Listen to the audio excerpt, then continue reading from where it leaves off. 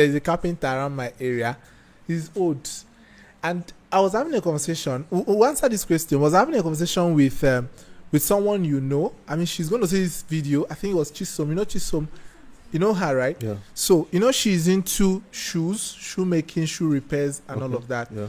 So, she told me, blank, that young people don't want to do this kind of job. But she's empowering people. She's doing her empowerment. Like, she's empowering, like, shoemakers in Area 1, all over the place. And I wish that more people is going to see her, right? I have an event with her tomorrow, too. So, she's going to be there. So, but she told me, young people cannot, and they don't want to do this kind of job. So, you can pick it up with all of this. Yeah, a lot of times, I think sometimes we focus too much on the proximate. And what I mean by proximate is the immediate problem, not the root problem. Okay. The question is, why don't people want to do this kind of jobs anymore? And I believe a lot of it comes down to our schooling system. Look, a lot of us were institutionalized. You went to the school that taught you subject matters that were most appropriate for an office job.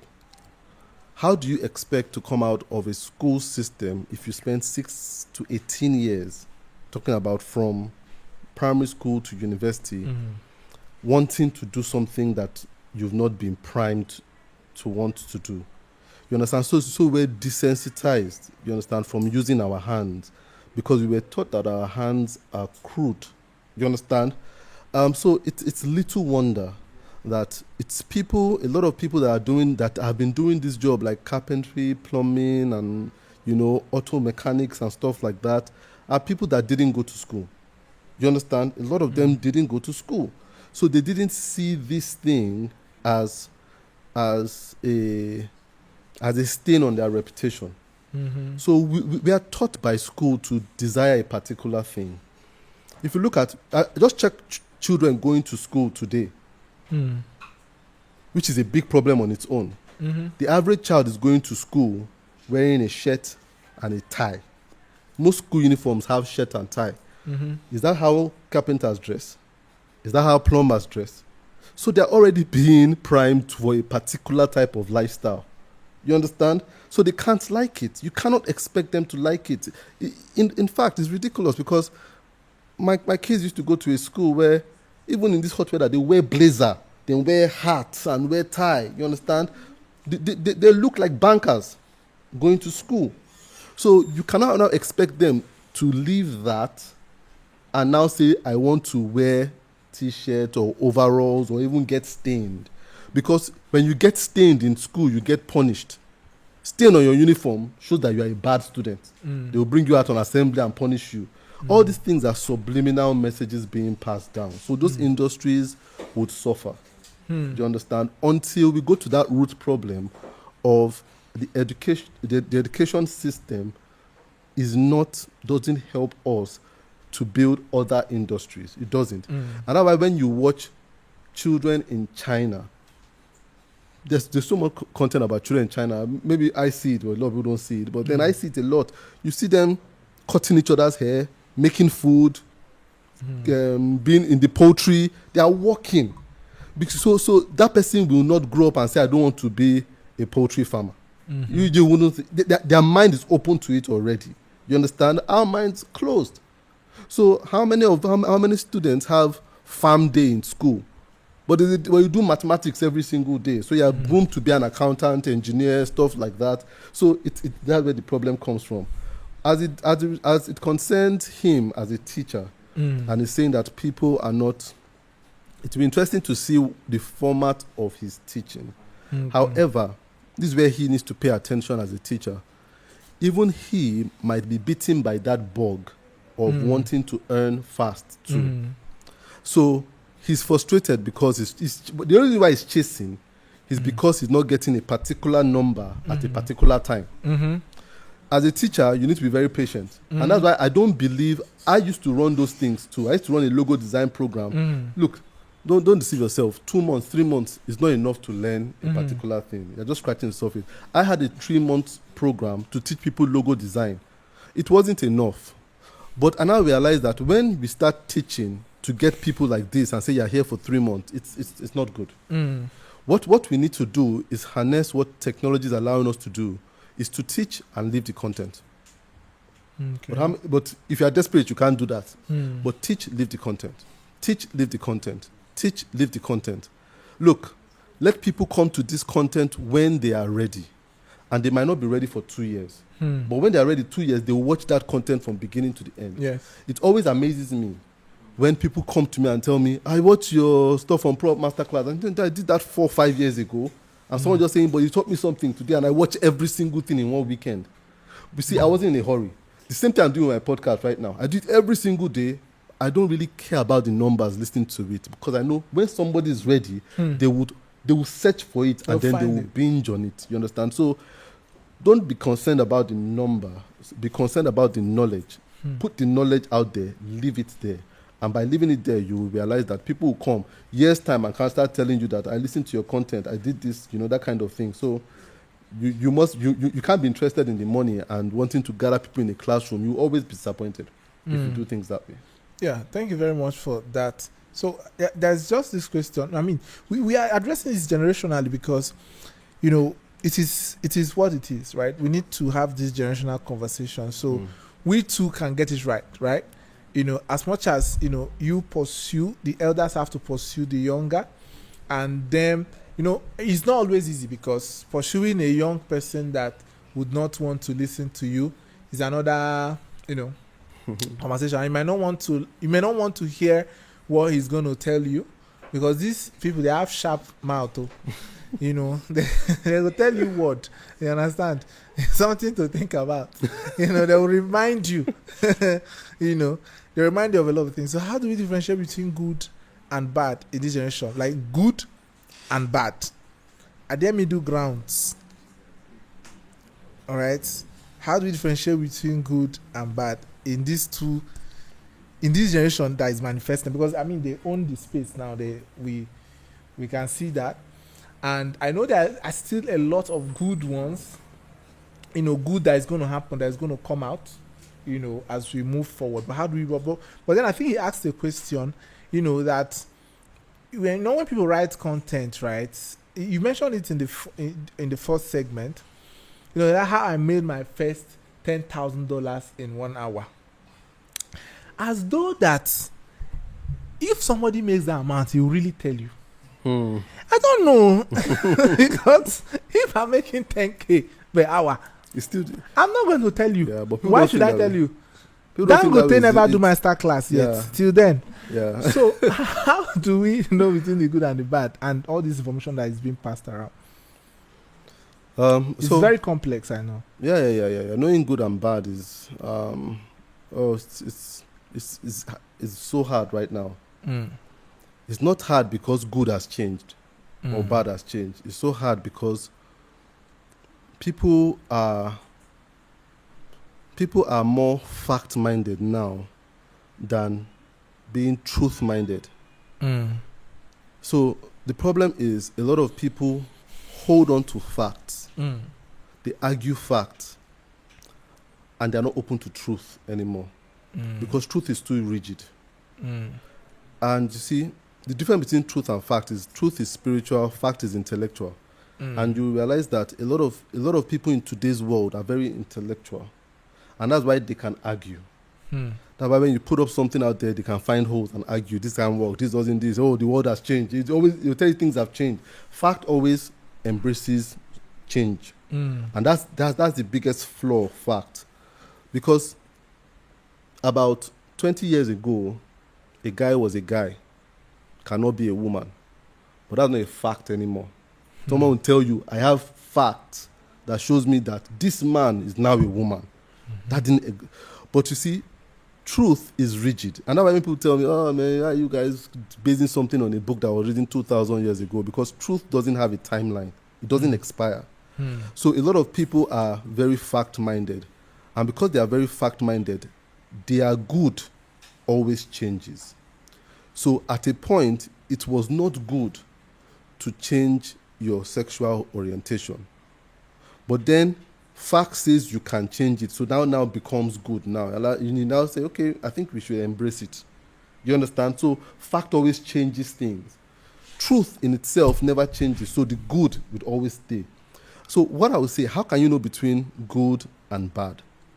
You can only know good and bad if you have an unwavering truth. If you don't have an unwavering truth, somebody will convince you factually about an information, and your mind will begin to change and just begin to say, maybe it was bad then, but it's good today.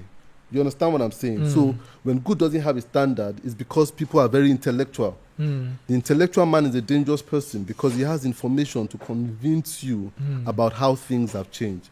So a lot of good is based on spirituality. And that's why I keep saying this. I will continue to say this thing. If you do not have a rigid truth, there must be a rigid truth that everybody has that says, I don't understand it, but I live by it.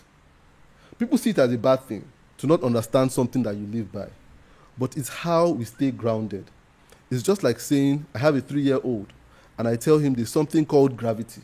If you jump down from that thing, gravity will help you to jump and it will break your legs. Do you think he understands it? But he has to accept it because it will protect his life. It is the truth. He doesn't understand it. A lot of us do not even understand how we are able to stay here and the earth is spinning and we are not spinning. But do you need to understand it to believe it? No, because it is truth. You understand? So a lot of people go into this mental state of trying to understand everything before they believe it. So they do not have rugged truth in their life. And it gets to a particular age where it becomes very hard to introduce a rugged truth into people's lives. And so this is where I come to parenting. A lot of parents have not enforced rugged truths in their children's lives. And when you do, your child becomes a free thinker. And when he becomes a free thinker, he becomes like Jeffrey Dahmer. You know who Jeffrey Dahmer is? You know, you guys, have you ever watched what's the name of it? Jeffrey Dahmer is a serial killer. He was a serial killer. He used to kill and eat people. Yeah. Wow. But you see, he had no restrictions because he had no parents that were present. So at a point in time, he just thought, I wonder what it would be like if I strangle this guy. I wonder what it would feel like if I leave his body decomposing for a while. I wonder what it would be like if I taste what... As a human being, you should never think like that because there should be a rugged truth that tells you it is wrong to kill a human being. Stop it there. You understand?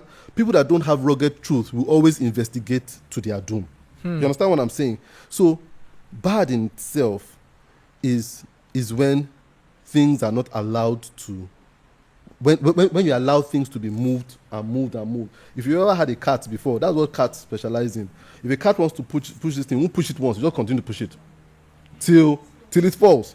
You understand that kind of thing? So it's when you continue to push stuff that you find yourself in, how did I get to this place where I became this person with this terrible habit? How did I get to this place where I became this person with this terrible addiction? It wasn't one day, it was pushing it like the cat like this every single day. Because you didn't have a rugged truth that said, this thing like this, don't touch it. You understand what I'm saying? So it's the rugged truth that allows us to identify this as good and this as bad. So when you keep on questioning, there's a problem. When the man keeps on questioning, why should I open the door for a woman? Why should I stand up when a woman enters the room? Why should I do this? He will stop doing it. You understand? And when he stops doing it, after a while, not only will he not be opening the door for a woman, he'll be dragging the woman out of the car. You understand? Things will just change so fast because there are no rugged truths that tells you this is who you are as a man, this is who you are as a woman, this is who you are as a person. So it's the rugged truth that we must start to teach, and those rugged truths are spiritual insights. You understand? Spiritual insights that we must have. I don't know if this sounds abstract to anyone, but... This is rugged in itself because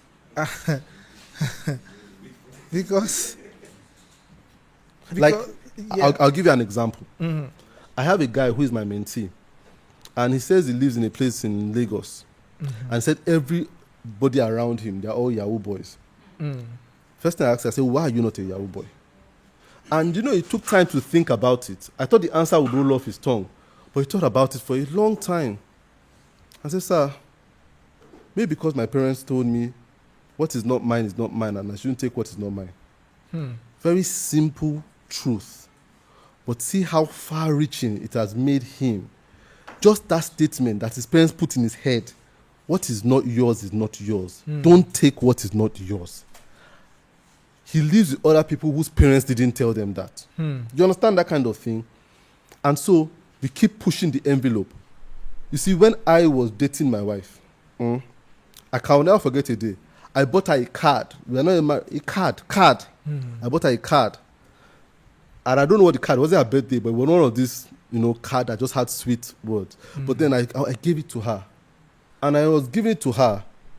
I'll never forget her moving back. I said, what's that? I said, the card now, take now. She said, what for? And I was so shocked, that card now. Take it. Say, what for? People don't experience that anymore. Before you even give it, they've taken it from your hand. In fact, they're the ones asking you, when are you going to buy me a phone? You understand? They didn't turn like that overnight. It is pushing that bottle. Sorry. Pushing the bottle. We finally pushed the bottle. But then it's pushing that bottle slowly. That now becomes, how did women now come to that place where you're like, why are you buying me another phone? You understand that kind of thing? It was unheard of. Women were told then, you don't collect jack from a guy. When they'll ask you what for. You have to defend why you are giving them that thing. A woman is walking under the sun, you park your car and she ain't going to enter that car. She's not going to enter that car. But now is the woman flagging you down as a stranger, telling you to, and she's entering the car, say, is your AC working? Put on your AC now. Can you put on your, that kind of thing? How did we get there? Do you understand? Achalugo, it's priming, that kind of priming that we've gotten, that we don't know. So when you tell a woman, don't enter a car with a guy you don't know, she's like, so that one is bad now. So bad cannot be defined because we've pushed standards so much. No rugged truths anymore. Wow. Thank you. So I think finally, right, you've been doing live branding, so like I know that your audience already know what it is, and we are also trying to surprise you with something around that later in the year. So, but for now, like, can you shed more light on the purpose of that and the impact it has done, in the time before and now? Okay. Yeah, on live branding. Yep. Oh, yeah. Yeah, okay. We'll get to you once he's done with this. Thank you. Yep. All right, so, live branding for me is a concept where I try to teach people to embrace who they are. Like there are no mistakes. We came to this world fully equipped. It's just that we took on some things on us we were meant to take on, and we begin to prune some things we were meant to prune. You see, there's I don't know if you've ever watched X-Men. I don't know which one of the first one, but there was this guy in X-Men. I think his name was Angel or so. But you can see there was a scene in that movie where the guy went to, I think, his girlfriend's house, and he went to the bathroom, and he was trying to use a knife to take out his wings, and it was bleeding all over because he didn't like it. It was making him feel strange. He was trying to take out his wings, but not knowing that those things were gifts for him to use to serve humanity according to the X-Men. But then I see a lot of people like that they are daily trying to mutilate themselves, trying to cut themselves, and trying to prune things that meant to be special gifts. So live branding is something I coined to help people truly understand the essence of being them. And I do it through teaching. Like, I have a podcast called the TA Podcast, and I try to teach people about identity. I see identity is in three folds. Once you have these three things sorted out, you would love your life, and people will begin to love you. Your people will begin to love you. The first thing, and what I try to teach, is clarity. First thing is clarity of activity. What should I be doing? You understand? What should I be doing? People ask that question, what should I do with my life? What should I do? What should I do? Then there's clarity of relationships. Who should you be doing with, and who should you be doing it for? And then there's clarity of self. Who am I? What are my values? What are my beliefs? Once you have these three things sorted out in your life, You would love your life. You would love waking up every morning. You understand that everything you have is a plus. The shape of your face, your skin tone, your height, everything was custom made for you, the way you talk. So it's a platform through which, or a concept through which people are meant to own their lives. You understand? You know how, if you're into branding, you understand that certain brands don't change their color. Don't even go one number outside of the Pantone numbers of that. That thing is intentional. That red they chose was because that red affects your brain. That font, when I was doing logo design, one thing to annoy me, when I would give the client their logo, then they give to a printer and say, we don't have this font. Okay, we have something similar. They go and type a font. You understand that kind of thing? And look, this is not my font. They say it looks like it. But they don't understand that it took you almost 2 days to choose that font. Because that font was custom made for that. The same thing with your life. The branding of your life, everything was custom made for you. To the spacing between your eyes, to your voice, your text. See, you wouldn't want to change anything, if you understand. So a lot of people are changing stuff about themselves, doing plastic surgery, changing this. You even see a lot of people doing, changing the shape of their bodies. They don't understand that everything is a gift. Everything is a gift. You see, for a long time when I was growing up, I have one of these bodies. No matter how like he can do push-ups now, and you can see from his body, he looks, athletic. He looks athletic. I will need to do 4 times to even look half of what it looks like. And for a very long time, I didn't like the way my body was. I'm like, man, why can't I build muscles easily? So I was like, I would see my mates, they would look intimidating and stuff, but I was easily picked on. I didn't understand it. And then I started wearing glasses, I started growing grays, and I was rejecting all these things. Till of recent, I realized that they're all additions, where I realized that I do not have that intimidating body structure. I'm not 6 foot something, because the 6 foot guy, what he has is intimidation. When he talks with you, you are looking up at him. And because you're looking, that's a position people don't like to be in. You understand? Psychologically, they don't like it. When you're at eye level with people, people like it, like you're coming down to their level. And so I realized I'm average height because I'm going to do a lot of teaching to people, so people do not feel intimidated by me at all. I tell my wife, I can talk to anybody, and they will calm down once they talk to me, because I'm not muscular. People don't feel, this guy might do anything, so they open up very easily around me. Everything I have was given to me. When I look at my grades, people look at my grades and just say, this guy, he must be wise. That kind of thing. He must be. You see, but I used to diet for a long time, but I didn't understand that there was all equipping for me to be a particular way, to meet a particular thing. Some people are very, very brash. When you hear their voice, you organize yourself. And they don't like it. They don't understand that it's for them. There's a movie called Blackberry. It's on Netflix. And I watched it last week. And this guy was going somewhere to poach on some of their programmers or engineers. And as he was poaching on one of them, one man came in and was intimidating him and saying, what are you doing right here? We're having a meeting, round up this thing and go. And the man that was trying to poach was like, who is that guy? Told him his name. And he said he wanted that guy. Because that guy was bulky, burly, intimidating, deep voice. Said, I need that guy for my company, so that when my engineers are slacking, he'll come and put them in order. You are all designed for a special purpose. And that's what life branding is about, to understand what your true design is and how to truly use it to be the best of who you can be. Yeah, thank you very much. Thank you so much, sir.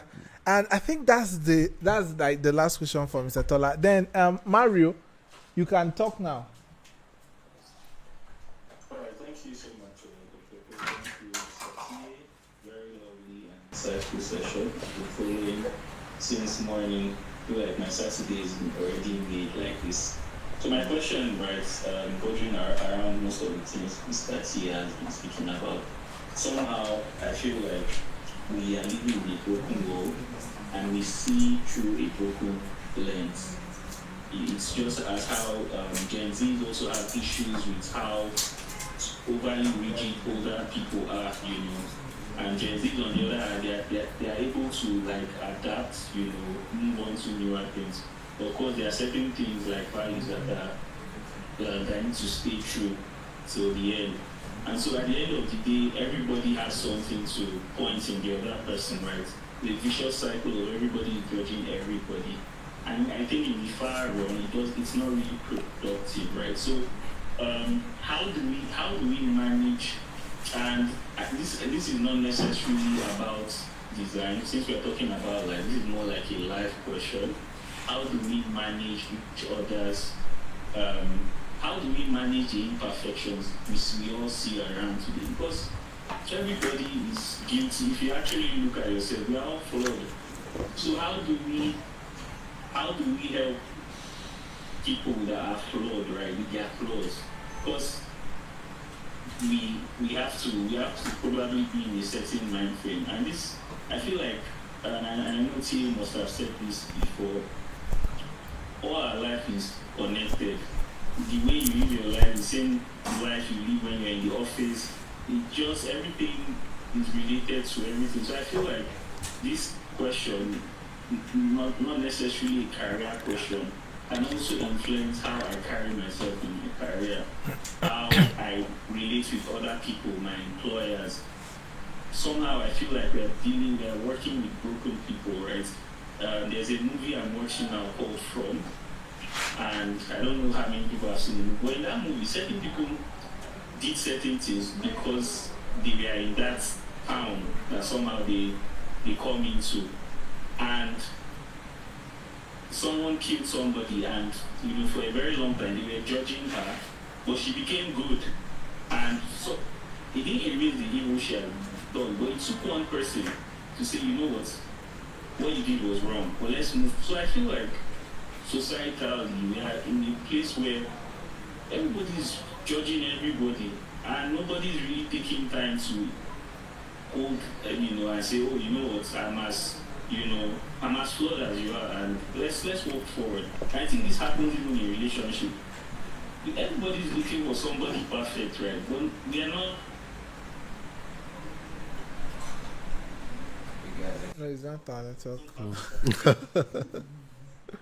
What is forward? Sorry, T, this is a very good question, but yes, that's my question. Oh yeah, I think you've answered your question yourself. You understand? You answered your question because you just said it, that the way through this thing is to be more accommodating and just realize that you are flawed too, and that's the reality. You said it already, that everybody is too judgmental, so we need to be less judgmental, and that's what I'm trying to say too, that we judge a generation too much, not knowing what it is they've been through. Can they do any better? Have they been taught any better? If you're in their shoes, you'll be like them too. You understand? So I think, first of all, to fix a generation, you must fix the generation before it. So if you happen to be in that generation that's before them, you must fix yourself. That's the best way. And that's what the Bible talks about, taking out the log in your eye before you start taking out the splinter in somebody else's eyes. So yeah, I really believe the way forward is not to judge or castigate or to call out or stuff like that. I think we all need to try to do better. If we do better, if you do better, you would see better. You see things around you get better. You see, the problem is a lot of us are seeing through these devices called our phone. We're experiencing life through the device called our phone. It's a big problem. And so when we think of content, a lot of people think of digital content. So I was talking with my wife yesterday, and she was saying, I need to make content. And I'm like, because she said that she was talking about setting out to go into a particular industry, and she was like, I need to take time to make content. And I'm like, you're already making content. You just don't know it. You're not conscious of it, because we've seen content as coming in megabytes. You understand? That's a big problem. You've all been creating content before the internet. Yeah. Content is how you live your life every day. The activities within your life every single day. That's content. Your neighbors are watching your content. As I've come to this room, there's different composure that different people have had that has given me an impression. You understand? That's content. They don't even know it. But a lot of us think, I don't start making content till I open an account. You understand? But that's digital content, and it can only go so far. In the end, the physical content is the most important thing. Being true to your essence as a person, being kind, being understanding, being diligent, being faithful, being honest, having integrity. That's content. People are watching you. People are watching you. My son loves to draw. He's 9 years old. Something interesting happened last week, but he's true to himself. He doesn't have one social media account, but the truth of the matter, he draws everywhere he goes. And last week, someone came to us, his parents, and said, please, I heard your son draws, and I have this journal I'm making. I need a cover illustration for it. Can you work with me? Wow. I'm like, do you know my son? No, my son is a 9-year-old. So, are you serious? I said, yes. He said, how do you get to know that he draws? He said, somebody told me, I told my friend that I need to do an illustration. And the person said, go and meet Mr. Tola's son. He draws. Because she saw him drawing. He has never put out any drawing out there. He doesn't have any follows, no likes. His life is a content of what he does. And that's why someone is calling him at 9 to ask him if he can work on the project. So we said, okay, to be fair to him, let's ask him. So we asked him, someone wants you to do a job for her. And he said, I don't think I can squeeze her into my schedule. he said, I don't think I can squeeze her into my schedule. He said, I have 4 books to write, 5 comics to draw. I don't think I can. Wow. That's what he said. You understand? You see, that's because he sees his life. He doesn't care about any social. It's what he has to do in the present is more important. He's not doing that 5 comics. He's not selling. No money coming out of it. But then he's doing it because he's expressing himself. And someone is seeing it and saying, "Come and work with me," and he's telling him, "I will consider it." You understand what I'm saying? If we are all true to ourselves, all this hustle we are doing, people are the ones that will be calling us. You understand? They will call us. All this marketing hustle grind we are doing. Just live your best life where you are living, whether it's in a hamlet or in a city. Live your best life and see people call you from places that you never thought they would know you.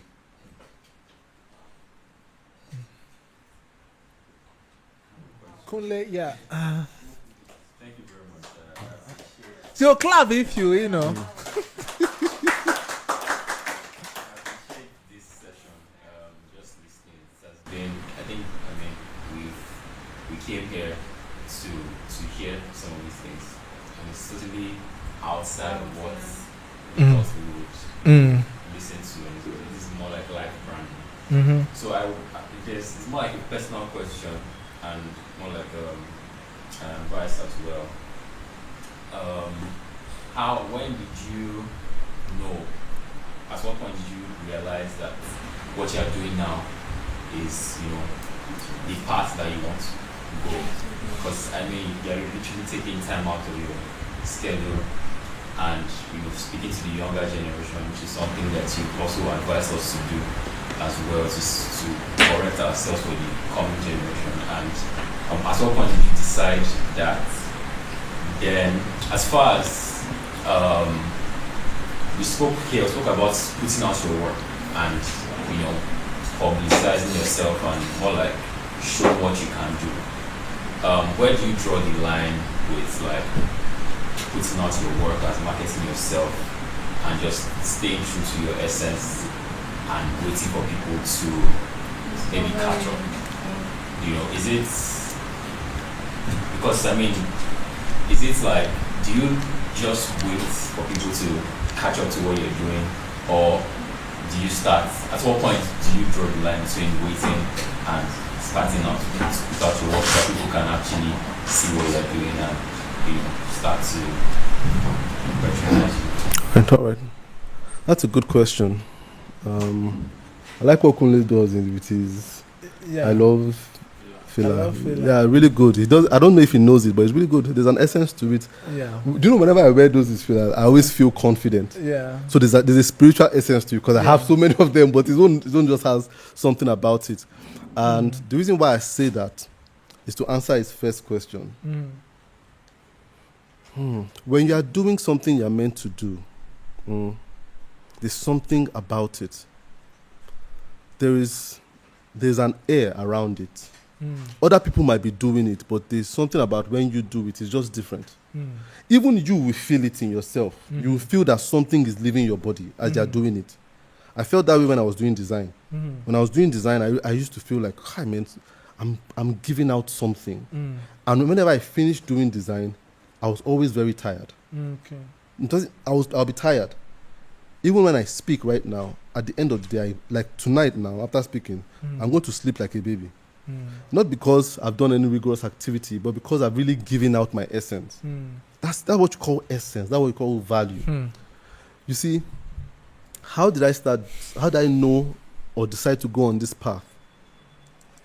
For a very long time, it's going to cross with that your second question. I started design, and I started design because I felt it was my essence going out. But then after a while, I became very competitive, and it became a means of survival. And that's when I got married. I started thinking about how to pay my kids' school fees, how to buy food to the house, how to pay this, how to do this. And then it was all about how to make money. And in the midst of that, people were reaching out to me, young people, for many years now. And they were like, sir, mentor me. I'm like, I have too many emails.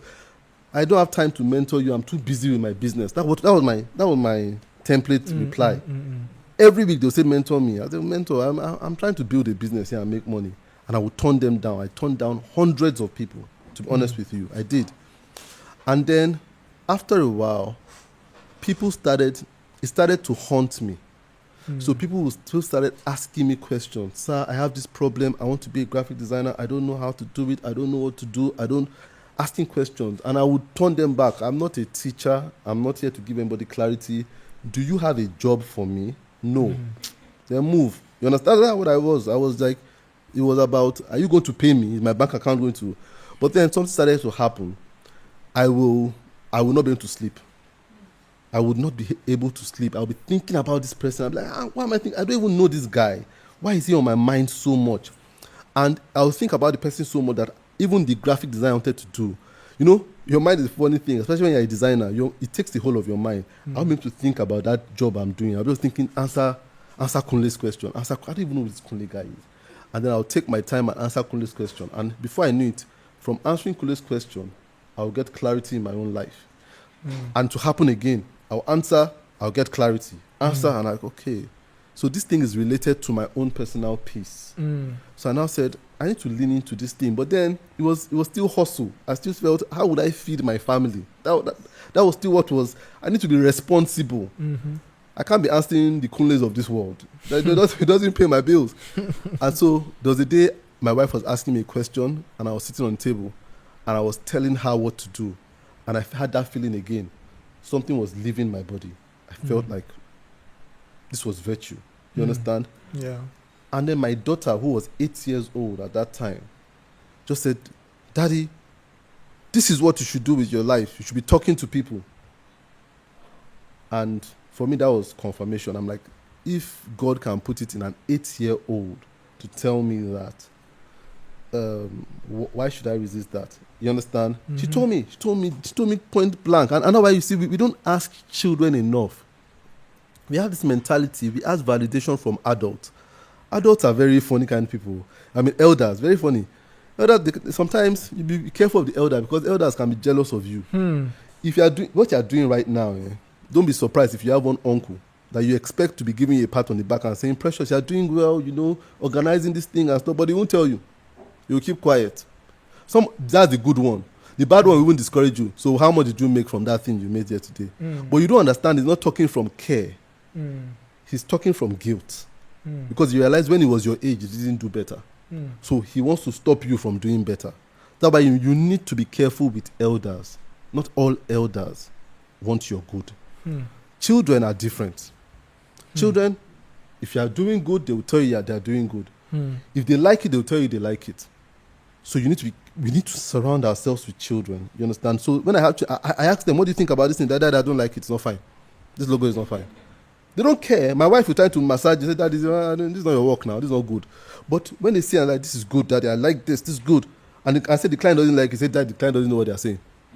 And I'll just say, okay, this child knows what he's saying because they're talking from a genuine place.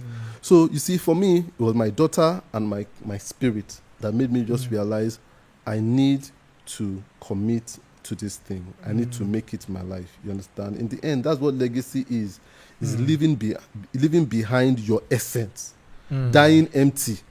A lot of us think we want to die with accumulated stuff. That's a burden. You're going to die. So a lot of people are buried before they die. You understand? When they bury you, you should be empty. You understand? That's why when I read the Bible, one of the last words Jesus said was, I am thirsty. You don't get it. He spent his life giving people the water of life. At the end of his life, he said, I am thirsty. That means he had totally poured out. So you see, that's how you should live your life. Not just your life. When you talk about life, a lot of you are thinking at the end of your life when you are 50. Your life is today. At the end of today, how do you go to bed? Have you given all you have to give out? Were there things you held back? You understand? So you must not live life with things you held back. And a lot of us hold back a lot daily. There's people here, they have questions, but they're like, this question doesn't make sense, Jerry. They will go home with those questions. They're not living empty. Some people are online, they're listening, they're like, people have asked, Jerry, I don't want this session to be too long. They won't ask. Those people are living empty because you're leaving something hanging in the day. Just like when you leave your computer and there's a page hanging. Those are the things that make your computer where you have so many pages hanging, your computer will start being slow because there's some things need to be onboarding. Even with your phone, sometimes you just need to clear a lot of the apps that are open so that they can stop being hot. You understand what I'm saying? So I really believe that I got the understanding to die and to live every day empty. As it concerns the second thing you said about when do you start marketing and when do you start doing just living your essence? You see, the thing is, we feel a need to market because we are inherently insecure. That's the truth. We are insecure. What you don't know is that you're already marketing. You're already marketing. We don't understand that the world we are living in is so intricate and so well designed. I just said something about Kunle's caps. I don't think I've seen any of Kunle's adverts. Have you ever advertised your product before? I've not seen any, but I'm sold. You don't know that I'm sold already, but I'm sold. I always tell her, this guy that did this cap here, when I start branding with this captain, it's the one I'm going to work with because there's just something about his caps that has a spiritual essence to it. Just knows how to do it. It feels extra comfortable. It's so amazing. I'm telling you. I'm just saying it. You can't market that. Kunle, you don't know the words to say to market that. It's just a spiritual essence. You understand? People that will like you and will want what you have. You'll see 10,000 people doing it, but they will come to your own thing because there's an invisible atmosphere around it. I've had someone call me before and just say, and I called, and it depends on hello. I'm like, okay, you called now. Yeah, I had his contact, but we're like, did I just call you? I said, just called me. I said, okay. I was just thinking about you though. I don't know what I'm calling you for. But then at that time, I needed some money because I'd already started this life of just giving myself. It didn't make a lot of financial sense. And I'm like, God, I just need something to make some money right now. And I tried advertising. So I put up all my work. Nobody was calling. And this night, I will never forget, it was around 11:30 p.m. This guy called me and didn't know he had called me. And so we didn't know where to go with that. And I said, okay, but since I've called you, I have a job I want to do. I want to rebrand this mine. But I wasn't thinking whether to call you or not. But I don't know why I'm on the line with you right now. So since I'm talking to you with you, let's do this thing. You see, I was advertising to the people I knew. But the person that didn't know he was going to call me, called me. You understand what I'm saying? So we market because a lot of times we are eager, we are anxious, we are insecure. But instead of marketing, share. Do you understand? Marketing frustrates us because when you market and people do not bite, and people just ask questions, and people just say, I like this, you feel disappointed, you feel ungrateful. When you share, when people see it and just say, I like this, you will realize that you'll be grateful. You understand what I'm saying? So we should share more, not market too much. Market is too destination minded. And when you're marketing, you're trying to, people will always ask you to prove yourself. You need to share. And you'll be surprised that it's the ridiculous things that make people connect. Ridiculous things. I'm telling you. So you need to live your essence every single day. If you want to take a photo right now, take a photo right now. You'll be surprised that it is that Real Madrid t-shirt that people will say, I want this guy to be my photographer. That's all. Real Madrid t-shirt. The nurse just, Real Madrid fan. What do you do? You thought, okay, take my photos. I've lived in a house before. When I was in Canada, I lived with a family. They wanted me to continue staying with them. Why? Because I was a Manchester United fan. You understand? They were like, Manchester United. And the guy said, do you know what I mean? Say, all my sons, they don't like football. And I always wish I had a son that watches Manchester United. Say, you're like my son right now. They're in Canada. I still talk with them till today because of Manchester United. Do you understand what I'm saying? Because I just had a Manchester United jersey. I've had clients that they've seen me in a jersey before and they just said, my wife has worked with someone because of the wrapper she was wearing that was the same wrapper for the same organization in church. Things, yeah. Do you understand? So you realize that when you share, people will just connect with that thing you share. And that's why you realize that vlogging is growing. Because people understand that, let me just share a day in the life of, and they realize, they've come to that thing that a day in the life of is the day in the life of another person. And I say, you have a dog too? I like this guy's content. Man, what do? You bake cakes. Bake 2 cakes for me. You understand that kind of thing? Yeah. Skill is abundant now. What is unique right now is your lifestyle. That is what you need to start showing, and that's what will make you connect with people. Yeah, thank you so much. I think, is there any other question? No other question, right? Is there another question? Yeah. Okay. Thank you so much for the session. I didn't know what to expect when I was coming here, but it's been really insightful. I have a question. Earlier he asked, how do you know what you want to do? And you answered him. So my own question is, when do you know the time is right to start it? That's timing. When you know when to start doing it. Time. You know, the truth of the matter is, once it comes to your mind, you are ready. The problem why we don't think we are ready is because we are so brand-minded. We think, I'm not brand ready, but your expression ready. And this is where I will come to spirituality. You see, God always, He always prepares us before the task. He doesn't want us to live in the frustration of this gap between the task and how to do it. No. Once you start thinking of it, you are ready for a form of expression of it. The problem people have is the form they have in their head, that bucket list. So when you think of, man, I would love to do graphic design.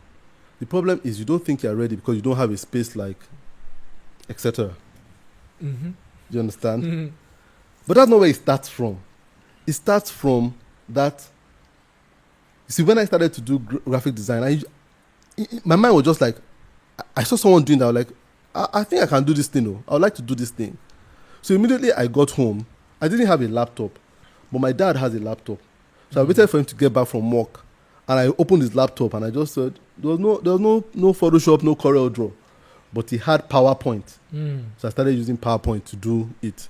PowerPoint is by no means industry standard for graphic design, but it was me being ready to start. And the work I was doing with PowerPoint wasn't by any means as good as what I've been doing, you understand? But I was ready when it crossed my mind. I was ready to start investigating it.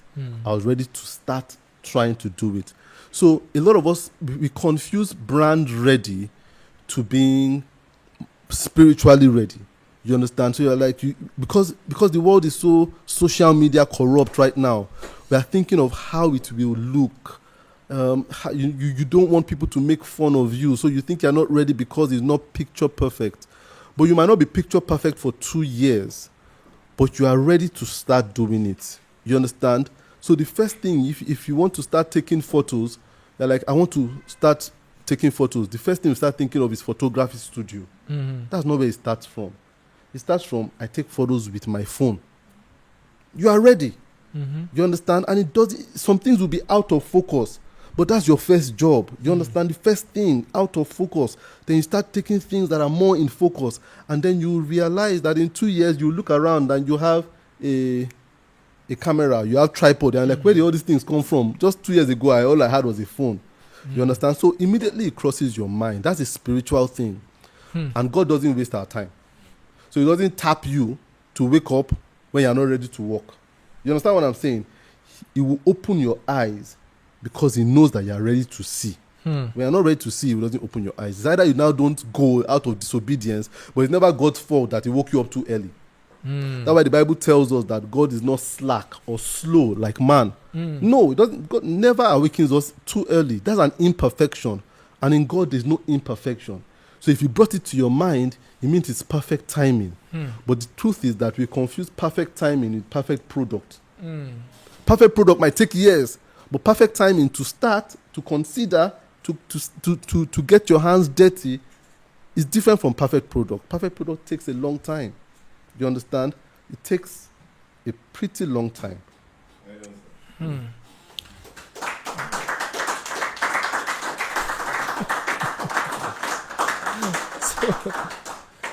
Man, like at this point, right? It's I came to record now, and I'm getting live. Also, I have just one more question. speak your mind. Let it go. Let it out. Yeah. So, they've asked why I want to ask anyway, but I want to put it in my own context now, personally to me. But this session has been very, very insightful. So, in a case where you have genuine interest in various fields, as a young person now, still building my career, still building my future, have true interest, genuine interest, how do I go about them? Because they don't necessarily lead in the same direction. And then if I want to focusing on one costs me time and energy to focus on the other. So how do I go about it? How do I reconcile these two different fields of interest? That's a good question. And it's funny that on my Telegram group, someone asked that question on Friday or so. And you see, this, what you said right now, is something that school has fostered in you, this insecurity of, I get so many questions. People telling me, I'm a medical doctor, but then I like graphic design. So I'm confused about what to do. I am an engineer, but then an engineering student, but then I like photography. Now I don't know what to do. So we see studying something, getting an education in something, leading us to something else as a problem. We don't understand that's how it should be. What you're going through right now is okay. It's fine. In fact, it is advised because you are an educated person. What education does is it loosens your mind. But the problem is the difference between education and schooling is schooling makes your mind rigid. So you go to school to be. You have an education to know. And when you're in your knowing, you would find out other things. That you can be. Yes. In your being, in your quest to be, you need to leave things. So it can be one thing. So what schooling does is you now think I'm a doctor. I should not be fixing cars. This is who I am. That's taking your identity. It's like it takes so much of your identity that it comes before your name. Dr. Precious. So it takes priority. It's not Precious Doctor. It's Dr. Precious. So it's the first thing. So you see, the reality of education is that education should open your mind. You see, I was saying this in my answer to that person on my Telegram group, that when you want to learn about horticulture, you learn about plants, planting things, flowers and things like that. In planting flowers, you would discover worms in the soil. You would discover about water and the essence of water. You discover about the essence of the sun. So you've learnt one, you're being educated on one thing, but you're being introduced to about 5 things. True education is a buy one, get 5 free offer. That's what true education is. So you see, it is not abnormal that you are doing one thing and one thing just seems to come in the way. It's not to confuse you, it's to make you better. I'm reading a book right now on Leonardo da Vinci. A lot of people are inspired by him. He influenced architecture, medicine, engineering, what other field? Art. You understand? all 4 fields. He influenced it as in serious influence. And people think that he did it for a phase in his life. He did medicine. Then he said, I'm tired of this one. He did art. They said, no, that was not how his life was. Oh. He did everything part-time. He was a medical doctor, architect, engineer, artist, all at the same time. He has a journal. It's in the Louvre Museum in France. And when you look at the journal, everything, how does the human hand work, is on the same page as what happens when you combine blue and orange and green. On the same page. Yet he did it all in one day. He thought about different subject matters. And how was he able to do this? Because in drawing maybe the bird, he was drawing a bird, he noticed how it takes off to fly. He's like, what's the engineering behind that? So you see, he was drawing, but drawing introduced him to something else. He didn't resist it and say, I am not an engineer, I'm an artist, let me not think like that. He was open. In the bird taking off to fly, he will look at the joint and say, how does the joint of this thing work? Does the human being have the same joint in their body? Then he will go to their local morgue and say, buy a dead body, and now dissect it to check whether the joint is the same as the bird, going into anatomy and medicine. At the same time, everything came from drawing a bird. Oh. But you can see he has gone to 3 different fields right now because he saw everything as an ingredient, not an opponent. So you see, I don't know the 2 things that are competing in your life. But if you have if you didn't have genuine interest, I'll tell you, drop the one you don't have genuine interest. But if you have genuine interest, don't argue with genuine interest. It's a spiritual thing. You didn't ask for it. It intruded on your life. So lean into it. It is there because you are meant to be better. If you want to cook rice, onions are not the enemy. Even if you said, I want to cook rice, you didn't want to cook onion, but you still put onion inside the rice. When you want to cook rice, salt, is it the enemy? But did you set out to cook salt? No, you can't set out to cook rice. But if you just cook rice on its own like that, is it very palatable? Just rice, no onion, no salt, no anything. It's not very palatable. Those things that seem like if they are infringing on your first identity, I want to cook rice, are actually spices and ingredients to make a kind of rice. So when you put coconut water inside rice, you are not spoiling the rice, you are making coconut rice. You understand what I'm saying? Yeah. So a lot of people are saying, how can I put coconut in? Why is this coconut coming to spoil this taste? No, it's coming to improve the taste. So what you need to do is, why do I have this interest? I didn't beg for the interest. What you need to do is stop being so destination-minded. What you are starting to think is, where would it lead to? Who will I be at the end of this? So you want to be. No, just continue to know. So if it is photography, what are 2 things you are doing right now?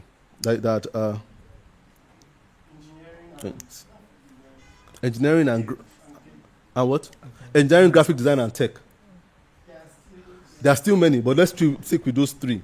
Engineering, graphic design, and tech. You see what? Wake up each day. Which one do you want to do? Engineering. That's the one that inspires you today. Lean into it. If there's an engineering thought in your mind, lean into it. If tomorrow you wake up or later that evening, a graphic design thought comes into you and lean into it, this thing about focusing and committing too early is us making undone products. You understand what I'm saying? Because in the end, you never know how these things will combine. Because I can tell you, engineering needs graphic design. There are a lot of engineering books that will be clearer if they had better illustration. Maybe that's your thing. You understand? But now you're beginning to soft pedal on graphic design because you're thinking it's an intruder. You're not thinking of it as an ingredient. You might be doing something really groundbreaking by having interest in engineering, graphic design, and tech. Because all these things, you might just create another industry because you are a graphic designer that is passionate about graphic design, passionate about engineering, passionate about graphic design needs engineering. Because we have graphic design software that needs better engineering. Yeah. You understand? You might be that guy. So stop thinking about it as these things attacking your life. And start saying, I'm grateful that God sees me worthy of being able to wield these 3 things. I don't know what I'm going to wield them into, but it's going to be something great in the long run. So allow them. Forget about where you are going.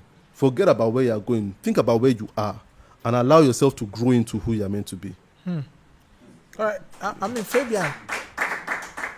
Yeah, Fabian, I mean, thank you for that question because, I mean, it's a question that is always very difficult to answer, but I think, this makes a lot of sense. It's a gift, Yeah, right? It didn't ask for it, intruded in your. And I like what you said somewhere, that we should see it as an ingredient and not a component. Yes. I don't know if people know what the component is here. Maybe if you do design, you actually still use ingredients to build components, right? There are parts that can actually work independently, right? But you can't do anything without ingredients, right? So, maybe you made salads. That's the salad itself is a component.